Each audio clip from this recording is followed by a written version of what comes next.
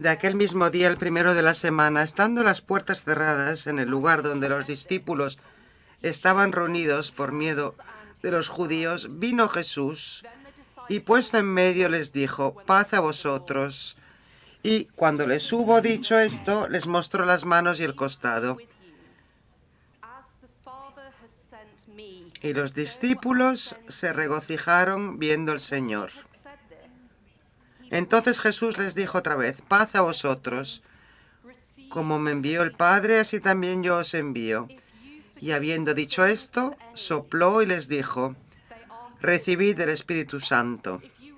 A quienes remitiereis los pecados, les son remitidos, y a quienes se los retuviereis, les son retenidos.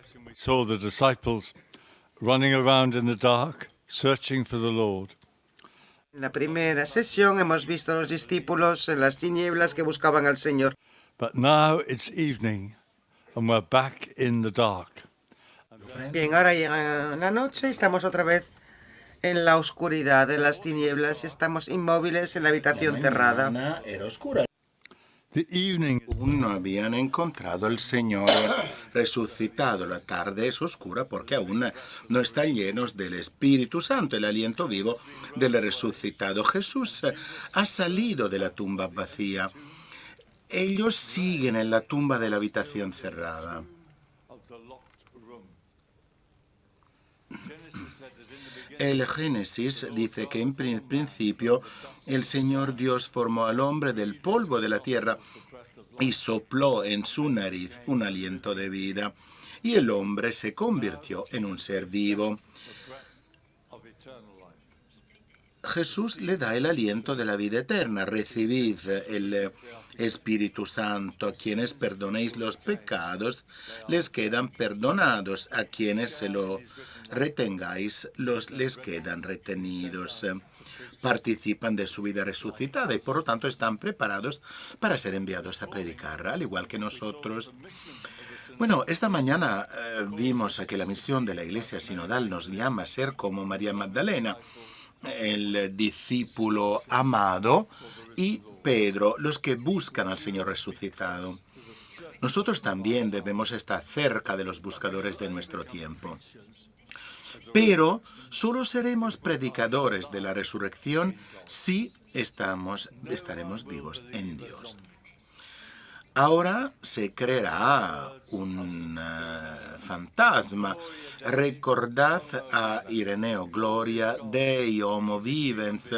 La gloria de Dios es un ser humano plenamente vivo. Como Lázaro, oímos la voz del Señor que nos llama a salir de nuestras habitaciones cerradas. Sal y vive. La santidad quiere decir estar vivos en Dios. Un primo de Charles de Foucault, muy dado a los placeres de la comida y la bebida, describe una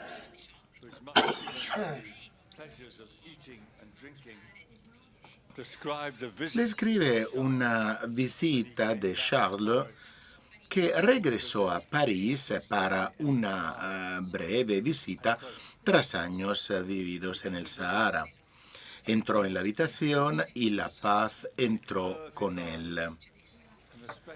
El brillo de sus ojos y sobre todo esa sonrisa tan humilde se habían apoderado de toda su persona.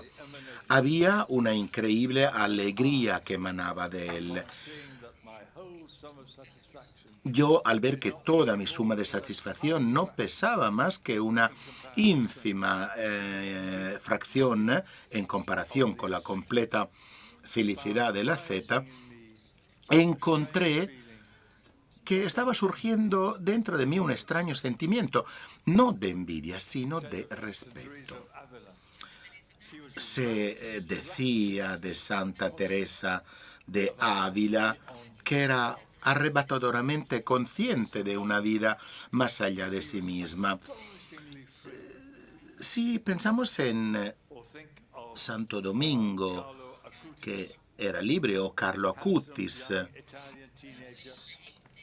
un apuesto adolescente italiano que jugaba videojuegos Los millennials pueden ver aquí en él a alguien de su propia generación realmente vivo.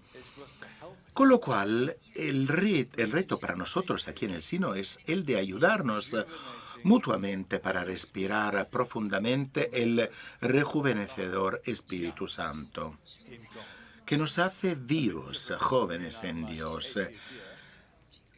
Menudo reto para mí, con mis 80 años. La primera tarea del liderazgo es la de sacar al rebaño fuera de los pequeños rediles y llevarlos al aire fresco del Espíritu Santo. El liderazgo abre las puertas cerradas de las habitaciones mal ventiladas y agobiantes. Los discípulos están presos del miedo. Pensemos en los miedos que nos pueden impedir llegar a estar vivos en Dios y por lo tanto ser predicadores del Evangelio de la. Y todos conocemos el miedo a ser heridos. Algunos de nosotros, no sé por qué me lo dijeron, algunos de nosotros venimos a esta asamblea crispados, nerviosos por no encontrar reconocimiento y aceptación. Nuestras preciosas esperanzas para la Iglesia podrían ser desatendidas y despreciadas. Nos podemos sentir invisibles. No podemos atrever a hablar y arriesgarnos al rechazo. Bueno, si no estamos acostumbrados a este mundo del Vaticano con sus grandiosos títulos, con sus vestimentas y ropajes extraños, todo ello puede resultar intimidante. Nos atrevemos a correr el riesgo de salir heridos porque el resucitado está herido. Él también fue herido. Les enseña sus manos y su costado. No hemos de tener miedo a ser heridos. El prefacio pascual va más allá y proclama: vive para siempre y siempre asesinado. Sed semper vivit, o Jesus. Recordad las palabras de mi hermano Herbert McCabe: si amáis, os herirán e incluso os matarán. Pero si no amas, ya estás muerto. Ser vivos, volverse vivos en Dios significa no tener miedo a las heridas. Y nuestro convento, nuestro priorato de Jerusalén está cerca de la puerta de Damasco. Es un lugar en que la ciudad vieja al casco antiguo se abre al barrio árabe. Había un grupo de jóvenes judíos con los ojos vendados y ofrecía abrazos gratis a quien lo deseara. Amor gratuito frente al odio gratuito. Ellos corrían el riesgo de perder su vida por donar un abrazo. Alan Paton fue un novelista sudafricano que había luchado contra el apartheid y uno de sus personajes dice: cuando ascienda al cielo, cosa que sin duda pretendo hacer, el gran juez me dirá: ¿dónde están tus heridas?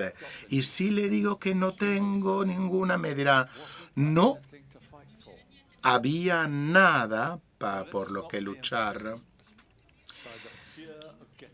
No hemos de hacernos imprisionar por el miedo a ser heridos. En Filipinas yo conocí a una mujer marcada por la lepra. Durante la mayor parte de su vida vivió en una leprosería dirigida por una rama de la Orden de los Dominicos. Los hermanos de San Martín, muchos de ellos también padecen lepra.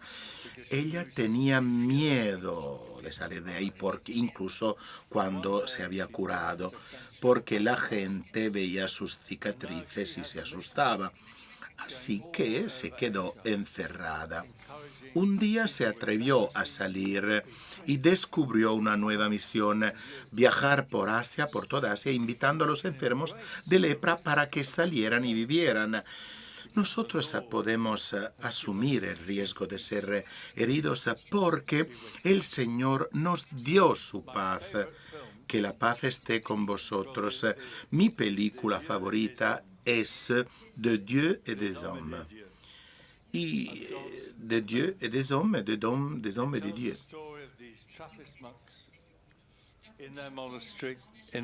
Que cuenta la historia de los trapenses que se negaron a huir de Argelia cuando estallaron las violencias terroristas en los años 90 y decidieron quedarse ahí.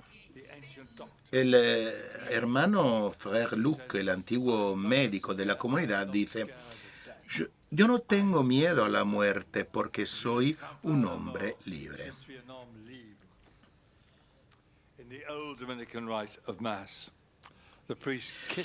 En el antiguo rito dominicano, el sacerdote besaba el cáliz de la sangre derramada de Cristo antes de ofrecer el saludo de la paz.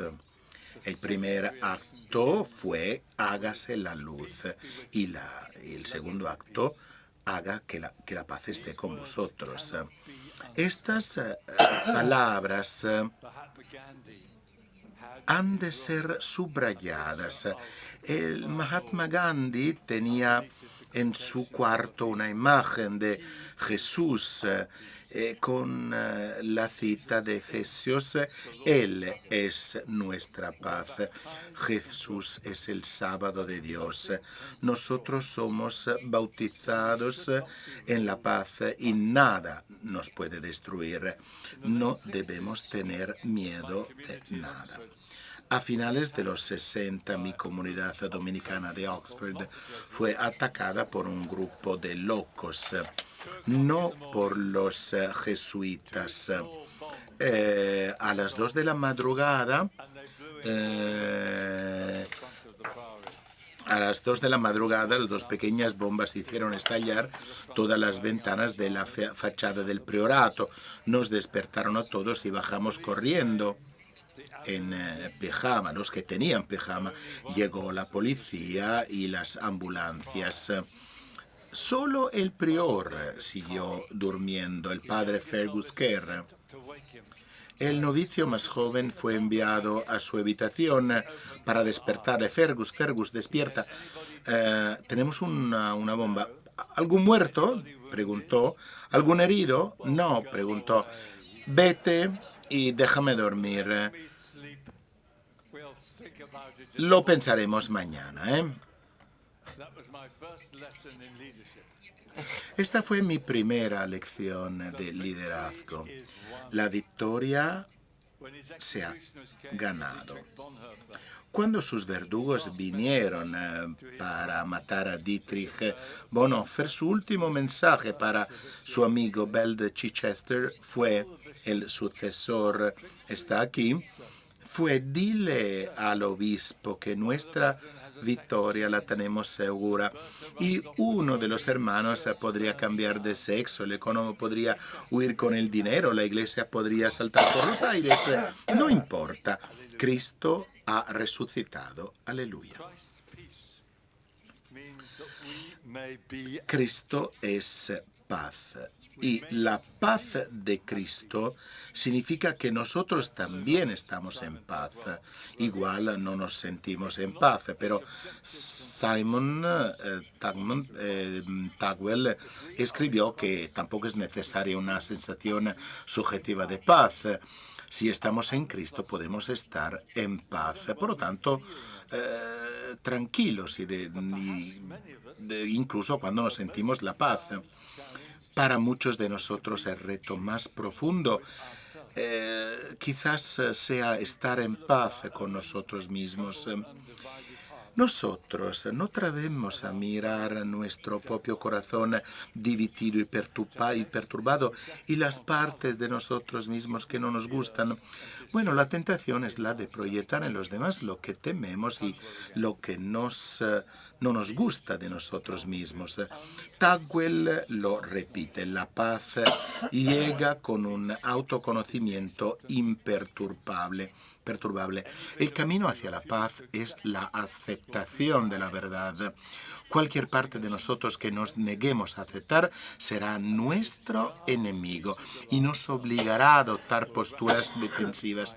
Los trozos desechados de nosotros mismos encontrarán rápidamente encarnación en quienes nos rodean.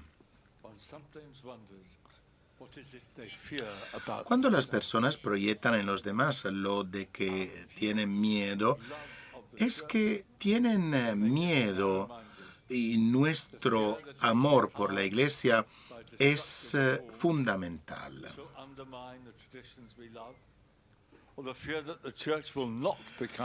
El miedo a que la Iglesia pueda ser perjudicada por reformas destructivas que puedan socavar las tradiciones que amamos, o el miedo o que la Iglesia no se convierta en el hogar abierto que anhelamos. El miedo a que la Iglesia sea herida por aquellos que aman la Iglesia, pero de otra manera. San Efraín dijo que la Iglesia católica es la gran Iglesia con un gran regazo. Yo conocí a un teólogo luterano enseñando en Oxford y me dijo: me temo que los católicos se están volviendo protestantes y en ocasiones olvidamos la amplitud del catolicismo. Y la verdad que amamos es, como lo escribió el obispo Barron, es tan amplia como el universo y tan específica y puntual como la persona de Jesús. El amor perfecto echa el miedo. Expulsemos el miedo de aquellos cuya visión de la Iglesia es diferente, porque la Iglesia está en las manos del Señor y Dios prometió que las puertas del Hades nunca prevalecerán contra ella. Durante la época napoleónica, un monseñor nervioso y crispado acudió ansioso a ver el secretario de Estado, el cardenal Consarvi. Le dijo: Eminencia, la situación es muy grave. Napoleón quiere azotar la Iglesia. Y el cardenal respondió: ni siquiera nosotros lo hemos conseguido. Nuestro amor a la Iglesia de manera totalmente diferente puede llevarnos a encerrarnos en un mundo estrecho, mirándonos el ombligo eclesiástico, observando a los demás, listos para detectar sus desviaciones y denunciarlas. Al igual que los fariseos miraban a Jesús. El Papa Francisco, antes de su elección, había dicho que el Señor vendría a llamar a su puerta y a exigir que le dejen salir de la sacristía. Pues evidentemente hay cambios que algunos de nosotros anhelamos, pero no dejemos que eso nos encierre en nuestro pequeño mundo eclesial, porque de esta manera nos aburriremos. Dios se revela en las cumbres de las montañas con horizontes ilimitados y fuera del campamento. El pecado nos encierra en las prisiones más horrorosas. Al igual que el hijo mayor que se enfurruña y no quiere unirse a la fiesta de bienvenida a casa de su hermano pródigo. Herbert McCabe dijo que nuestra propia naturaleza nos llama a algo nuevo y aterrador. Somos el tipo de ser que solo encuentra su plenitud, felicidad y florecimiento en la entrega de sí mismo, en lo de ir más allá de sí mismo. Necesitamos perdernos en el amor. Eso es lo que tememos nosotros. Nosotros recibimos este llamado a aventurarnos en lo desconocido, a abandonar lo que nos resulta familiar y seguro, emprendiendo un viaje, una búsqueda. Sin embargo, no nos gusta correr riesgos, no conformamos con la persona que hemos conseguido o realizado, porque tenemos miedo a ser hechos a imagen de Dios. Esta falta de capacidad para responder a la llamada de vida, esta falta de fe se llama pecado. El pecado es, por lo tanto, el rechazo a decir sí, que sí a la vida. Este sínodo no es un lugar para negociar cambios estructurales, sino sirve para optar por la vida, por la conversión y por el perdón. El Señor nos está convocando fuera de los pequeños lugares en los que nos hemos refugiado y en los que hemos aprisionado a los demás. El himno compuesto por Federico Faber, el oratoriano del siglo XIX, proclama precisamente esto. Hay una amplitud en la misericordia de Dios como la amplitud del mar. Recemos para que la paz de Cristo derrita la violencia que habita en nuestros corazones y que crucificó a nuestro Señor. Dorothy Day afirmó que la gran lucha se libra contra la violencia más que contra el ateísmo. Ella dijo, los cristianos cuando intentan defender su fe mediante las armas, la fuerza y la violencia, son iguales a los que dijeron a nuestro Señor, baja de la cruz si eres hijo de Dios, sálvate a ti mismo. En este sínodo hemos de superar toda violencia que puede encontrarse en nuestros corazones, pensamientos y palabras violentos. Nuestra cultura global cultiva una imaginación violenta. Con 18 años, los adolescentes americanos habrán presenciado a los medios de comunicación a una media de 200.000 actos de violencia y 16.000 asesinatos. Un promedio, Muy a menudo estos acontecimientos se consideran divertidos y la violencia se vuelve normal y hasta parece inofensiva cuando tú matas a un enemigo en los videojuegos. Este entretenimiento aparentemente inocente da lugar a una imaginación violenta que no se siente culpable de la destrucción porque en el mundo cibernético nada es real. Aquí va la violencia que nosotros vislumbramos en todo el mundo. El cuerpo de Cristo resulta desfigurado por páginas web venenosas llenas de acusaciones crueles, caricaturas y hasta odio. Cualquiera que ejerza algún tipo de liderazgo en la Iglesia lo habrá bien experimentado. Yo fui acusado como maestro de la orden por haber dado permiso a un provincial para vivir con su amante, una monja, en un vagón de tren. Una locura. No era una monja.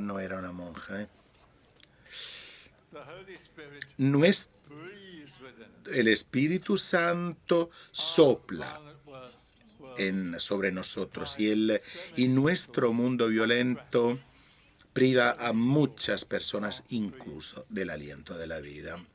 Se trata de personas que ya no pueden respirar. Por ejemplo, pensemos en el pecado de racismo que impide al pie de la letra respirar a la gente. No puedo respirar fueron las últimas palabras de un afroamericano, Eric Garner, repetida 11 veces y grabadas en los móviles de los espectadores mientras moría asfixiado por la policía en Staten Island, en Nueva York, hace 10 años. Estas palabras se han convertido en el grito de guerra de los afroamericanos y representa el símbolo de su opresión. Hasta fueron las últimas palabras de Jamal Khashoggi, el periodista saudí asesinado en el consulado de su país en Turquía el 2 de octubre de 2018. Démonos un respiro, démonos el oxígeno del debate, el oxígeno del Espíritu Santo. Esta paz indestructible no significa que vivamos en perfecta armonía. Nosotros estamos reunidos en esta asamblea porque lo estamos haciendo, pero ninguna discordia puede destruir nuestra paz en Cristo porque somos uno en Él. Thomas Merton escribió en su diario asiático, ya somos uno, pero imaginamos que no lo somos. Y hemos de recuperar nuestra unidad original, lo que tenemos que ser, lo que somos. Esa es nuestra tarea aquí en el sínodo. Cuando apareció Jesús, Tomás estaba ahí. Ana puede seguir leyendo. Tomás, uno de los 12, llamado Dídimo, no estaba con él cuando llegó Jesús. Y le dijeron, y los demás discípulos, nosotros vimos el Señor. Si no veo en sus manos el signo de sus clavos, si no pongo el dedo en su costado, no voy a creer. Luego, después de 8 días, se reunieron los discípulos y también estaba Tomás. Llegó Jesús a puerta cerrada, se detuvo con ellos y dice que la paz esté con vosotros. Y le dijo a Tomás que pusiera un dedo en mi costado y pusiera su mano. Extiende tu mano y ponla en mi costado. Y ya no seas incrédulo, sino creyente. Mi Señor y Dios mío. Quizás Tomás salió porque no tenía miedo. Cuando Lázaro malado se declaró dispuesto y dijo, bueno, no lo voy a creer, nunca lo voy a creer, a no ser que yo ponga el dedo en las llagas. Y al ver al Señor hizo su confesión apasionada, mi Señor y Dios mío. Este discípulo nos insta a que salgamos de esta habitación cerrada, mi Señor mío y Dios mío. Se trata literalmente de una declaración teológica, una palabra sobre Dios. El tema de esta asamblea es una iglesia sinodal en misión. El corazón de esta misión es el de enseñar nuestras verdades doctrinales. Cuando María Magdalena fue llamada por su nombre, responde, Rabbuni, maestro. En las últimas palabras del Evangelio de San Mateo, Jesús envía a sus discípulos para que enseñen a todas las naciones. ¿Cómo podemos nosotros compartir nuestras enseñanzas cristianas con un mundo siempre hambriento de sentido? En las periferias, en las pobres periferias de París, los jóvenes católicos piden que les enseñe las doctrinas de la Iglesia en aras de poder hablar con sus amigos musulmanes sobre su fe. A comienzos de este año hubo una reunión, Sainte Foi en banlieue, abraza tu fe en los suburbios. Los jóvenes siempre están hambrientos de la rica carne de la enseñanza del magisterio de la Iglesia, mi Señor y Dios mío. No se quedarán satisfechos si nos limitamos a ofrecerle a Jesús, que era un buen tío y quería ser amable. Nuestra sociedad es afectada por un profundo prejuicio contra el dogma. Steve Jobs, cofundador de Apple, resumió este concepto en un discurso de graduación en Stanford en 2005 y dijo, tu tiempo es limitado, no lo despilfarres viviendo la vida de los demás, no te dejes atrapar por los dogmas, que es vivir con los resultados del pensamiento de los demás.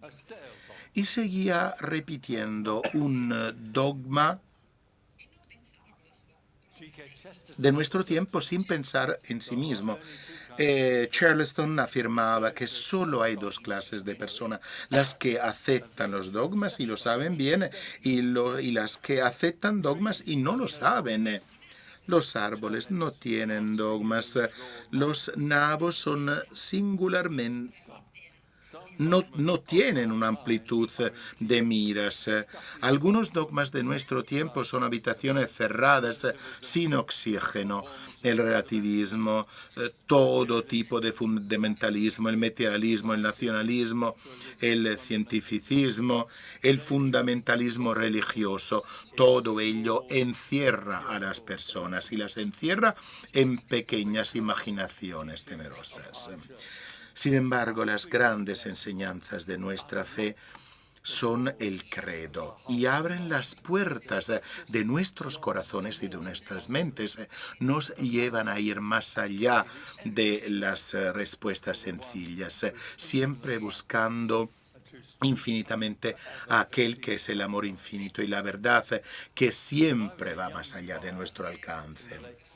Cuando yo era un joven fraile a finales de los años 60 y todo parecía desmoronarse, la mayoría permaneció en la orden porque vislumbramos la radiante hermosura del credo, la verdad que no poseemos, pero que nos posee.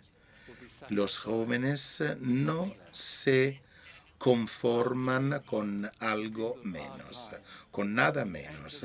¿Cómo podemos invitar a la gente de nuestro tiempo para que entre en la amplia cabida de nuestra fe? ¿Cómo, por ejemplo, podemos tocar su imaginación con la gloriosa doctrina de la Trinidad? La enseñanza es la enseñanza más realista y práctica que existe.